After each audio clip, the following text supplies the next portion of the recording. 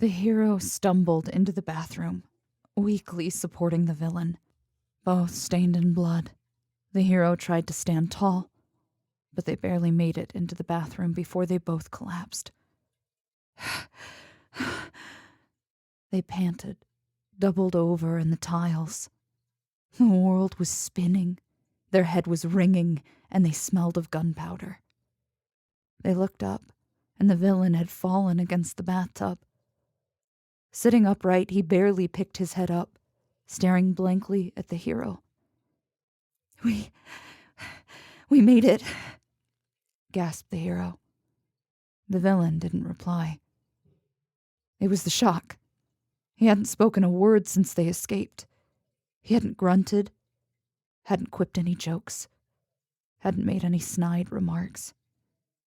Even when the hero had to wrap an arm around electrocuted ribs and bruises, the villain stared ahead into a middle distance of numbed pain. Would he ever speak again after what happened?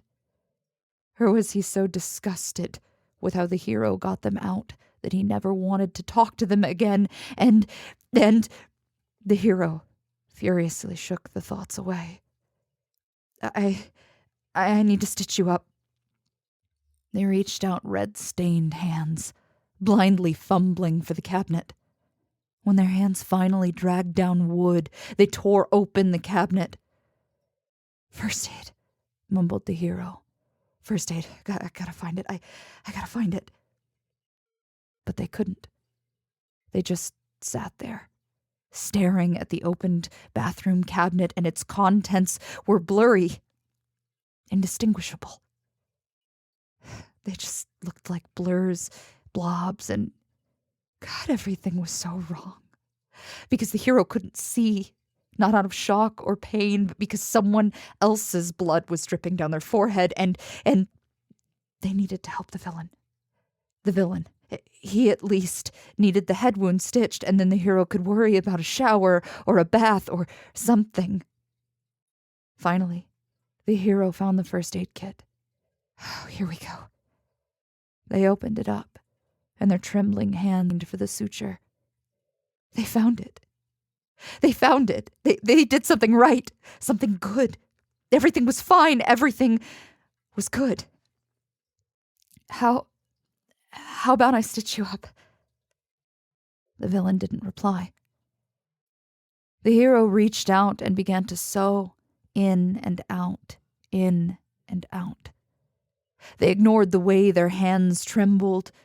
Their hands trembled so badly that it was harder to sew, harder to fix an open wound. They ignored the way they were covered in blood. It littered their skin and coated their bruises. The blood that was theirs had dried and cracked around the sting of opened flesh. They ignored the way that some of the blood wasn't theirs. Because when someone is on top of you and you have to, the hero didn't have a choice. They didn't have a choice. They had to save the villain, and they couldn't have done it any other way. They couldn't.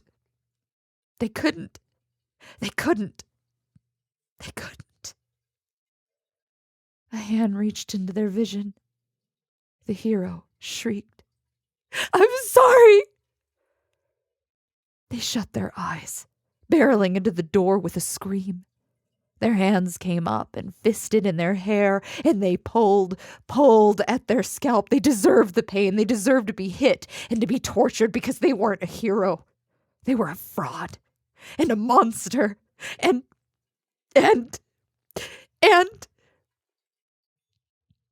two hands cupped their face, and a gentle kiss was laid upon their forehead. The villain opened his arms, drew the hero into his chest, and it was only when they were tight in a caring, loving, gentle embrace that the hero began to sob. It was over. It was over.